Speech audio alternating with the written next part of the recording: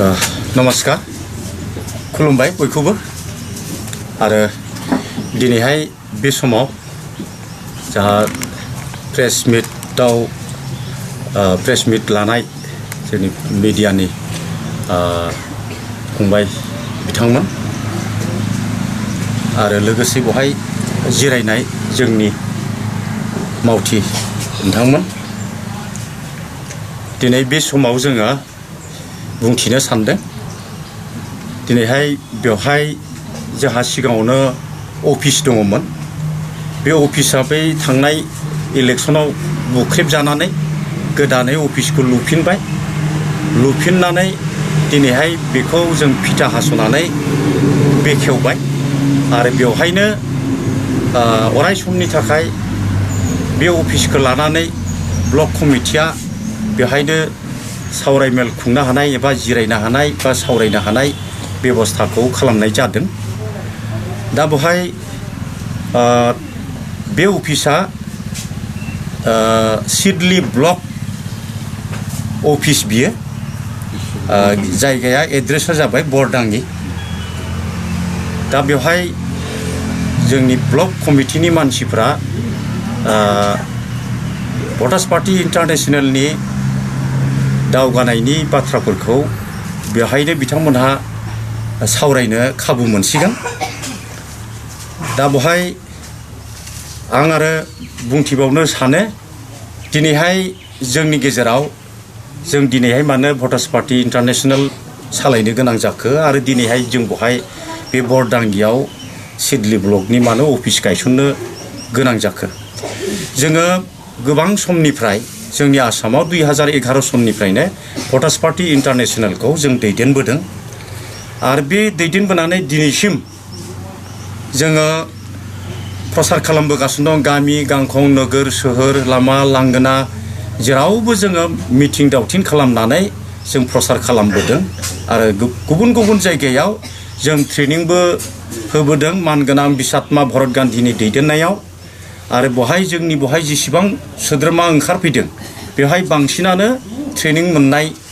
माने मेम्बारफोर गोजा दा बहाय जों नुनो मोनबाय जों मानो दिनैहाय भटार्स पार्टी इन्टारनेशनेलाव ज' खौसे जानानै बे खामानिखौ मावनो ओंखारदों जे जोङो जोंनि जोनोमनि समनिफ्रायनो जोंनि बिमा बिफानि समनिफ्रायनो भारत स्वाधीन जाखांनायनि दाथ' आधुनिक जुग जाबाय नङा होमबा बे आधुनिक जुगाव दिनैहाय मानसिया खामानि मावनाय नंला दिनै मेसिनासो मावजोबसिगोन मेसिन जानायखायनो दिनैहाय जोंनि मानसिफ्रा गोरों गोराफ्रा साख्रि मोननो माने बाधा गोग्लैबाय साख्रि मोनबांला दिनै MA BA फरायनाय गोबां ओंखारबोबाय गतिके बे मेसिनजों मावनानै मोननाय जितु सम्पति बे सम्पतिनिफ्राय जोंनो भटारशिप महरै मासिक होनायनि बेबस्था खालामनांगौ माबायाव इन्टारभिउआव पास जानाय बिथांमोनहा साख्रि मोनबाय आरो इन्टारभिउआव फेल जानाय बिथांमोनहा माखौ जानानै थांना थागोन बेनिखायनो बयनिबो समान अधिकार हिसाबै धोनियानो जा गोरिबानो जा बिबायारियानो जा जियानो जा जायफोर गोरों गोरा जायफोर जाम्बा जाम्बि जेसेबां दं भट होनायनि नामै बिथांमोननो जोंनि देशनि हादोरनि सम्पतिनिफ्राय एसे एसे फेरलेबसे जोंनो भटारशिप होनायनि बेबस्था खालामनांगौ थांनाय बाराव जों 2007 सनाव 1750 थाखा खुरि मोननांगौमोन बिनि उनाव जोङो 2008-9-10 सनाव जोङो 3529 थाखा खुरि मोननांगौमोन आरो बिनिफ्राय फैनानै 2018-19-20 सनाव जोङो 6000 खुरि मोननांगौमोन माबानि जनमुरि आइनि खावसे आरो बिनिफ्राय जों दा